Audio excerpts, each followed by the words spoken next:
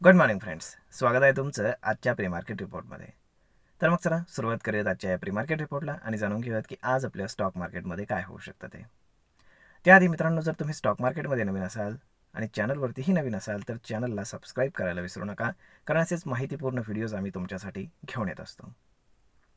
मित्रांनो, सगळ्यात सुरुवातीला जाणून घेऊयात की शुक्रवारी US मार्केटमध्ये काय झालं. तिकडे थँक्स गिव्हिंग डे होता, त्यामुळे तिथे आपण काय म्हणतो की हाफ डेच होता. तर हाफ डेमध्ये सुद्धा तिथले मार्केट जे आहे ते ग्रीनमध्ये क्लोज झालेलं आहे. आणि सध्या तिथले जे फ्युचर्स आहेत ते थोडे लोअर ट्रेड करत आहेत, परंतु आपण काय म्हणू शकतो की ते हायर बायसमध्ये कन्सॉलिडेशन करतं आहे मार्केट, त्यामुळे काळजी करण्यासारखं त्यांच्याकडे काहीच नाही आहे. त्यानंतर जर आपण एशियन मार्केट जर पाहिले तर ते मोस्टली हायर आहेत आणि त्याच्यामागचे रिझन आहे चायना. तर आता हा जो महिना आहे हा महिन्याचा पहिलाच दिवस आहे डिसेंबरचा, आणि पहिल्या दिवशी खूप साऱ्या गोष्टी घडत असतात, म्हणजे पहिल्या 1-2 दिवसामध्ये.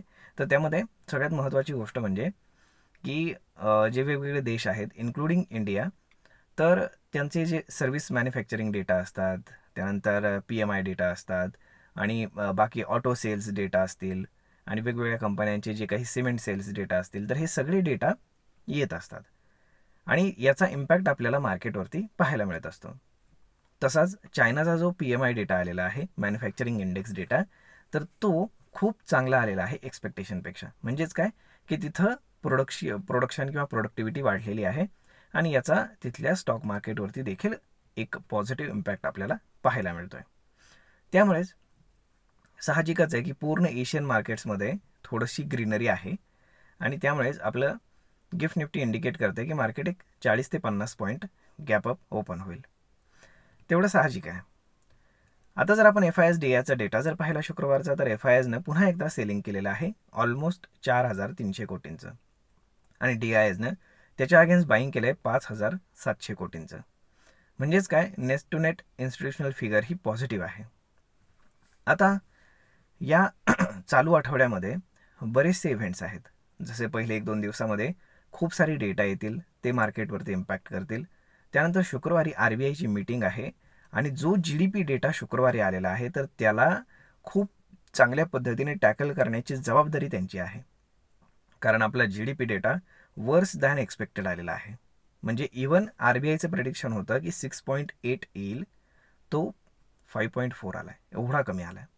म्हणजे जेवढे काय ॲनालिस्ट होते सगळ्यांना खोटं ठरवत तो जो GDP डेटा आहे तो खूप खाली आलेला आहे, की ज्यामध्ये आता गव्हर्नमेंटने इंटरव्हेन्शन करणं आणि RBIने इंटरव्हेन्शन करणं हे खूप गरजेचं आहे.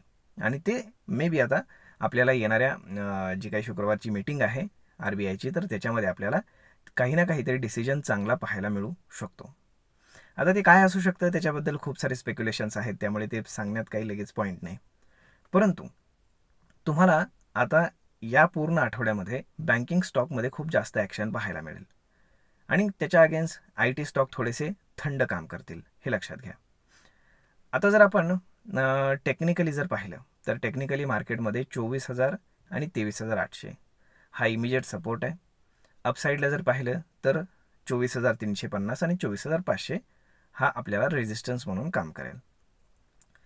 त्यामुळे मार्केट आणि एकंदर जर विक्स इंडिया विक्स जो आहे तो ज्या पद्धतीने डाऊन होतो आहे ते जर आपण पाहिलं तर मार्केट एका रेंजमध्येच ट्रेड करेल अशी शक्यता फार जास्त आहे. म्हणजेच डाऊन साईडला 24,000, अप साईडला 24,350च्या आसपास, म्हणजेच या रेंजमध्ये मार्केट ट्रेड करेल एक काही दिवस. आणि त्यानंतर जेव्हा RBI म्हणजे एखादा ट्रिगर पॉईंट पाहिजे ना ब्रेक करण्यासाठी, तो मे बी RBIचा जो इव्हेंट आहे तो ठरू शकतो, आणि मग त्यानंतर मार्केट जे आहे ते चांगल्यापैकी शूटअप और शूट डाऊन, म्हणजेच ज्या पद्धतीने तिथे डिसिजन्स होतील त्या पद्धतीनं मार्केट ट्रेड करेल किंवा ट्रॅव्हल करेल असं मला वाटतं.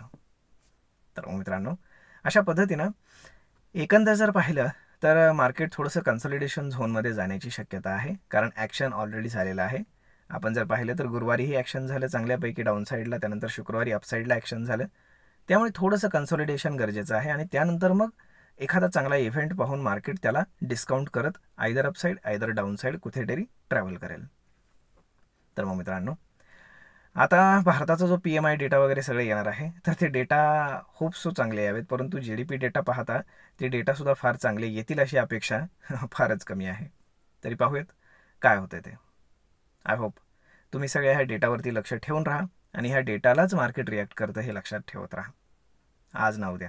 कारण इमिजिएट जरी रिॲक्शन आली नाही तरी आज ना उद्या त्या डेटाला रिॲक्शन होत असते. जसं आपण GDPचं पाहिलं, गेले 2 महिन्यापासून मार्केट पडतंय, परंतु हा विचार कधीच कुणी केला नाही की जे इन्फ्लेशन वाढलं होतं गेले 3-4 महिन्यामध्ये, त्यानंतर इंडस्ट्रीमध्ये स्लो डाऊन होतं, या सगळ्या गोष्टी मार्केट डिस्काउंट करत होतं आणि आज त्याचं आपण काय म्हणू शकतो की आउटकम आलेला आहे.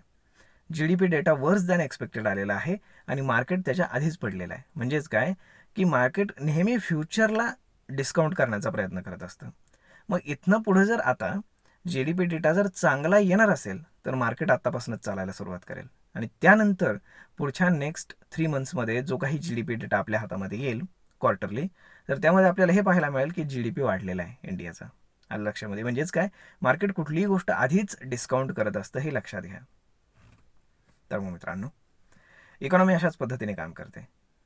आय होप तुम्हाला हा व्हिडिओ, ही माहिती ट्रेड आणि इन्व्हेस्टमेंट करण्यासाठी नक्कीच उपयोगी पडत असेल. जर हा व्हिडिओ तुम्हाला आवडला असेल तर आपल्या जवळच्या मित्रमंडळींसोबत देखील हा व्हिडिओ तुम्ही शेअर करायला विसरू नका. धन्यवाद.